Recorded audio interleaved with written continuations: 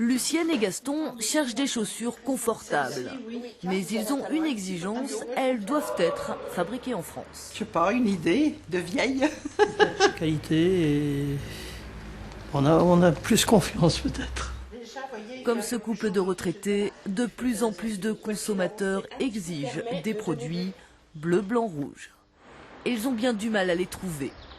Cholet, l'une des capitales de la chaussure en France. En 10 ans, 5000 emplois ont été délocalisés vers la Chine, la Tunisie ou l'Inde. Les entreprises qui restent se battent au jour le jour. L'atelier Sanson est une véritable fourmilière. 180 ouvriers y fabriquent des chaussures 4 fois plus chères à produire qu'en Tunisie. Ceux qui ont essayé de délocaliser pour simplement gagner plus d'argent ont souvent eu des problèmes de qualité, des problèmes de livraison, de délai. Nous, on maîtrise ce qu'on fait en le faisant en interne. Donc on apporte autre chose, on apporte la créativité, la réactivité, la qualité du produit. Et c'est sûr qu'on ne peut pas offrir le produit le moins cher. Les chaussures se vendent entre 90 et 120 euros. Crise oblige, le marché français s'est réduit, alors Sanson s'est tourné vers la Russie. Aujourd'hui, le PDG a invité une représentante de la Fédération de la chaussure à Moscou.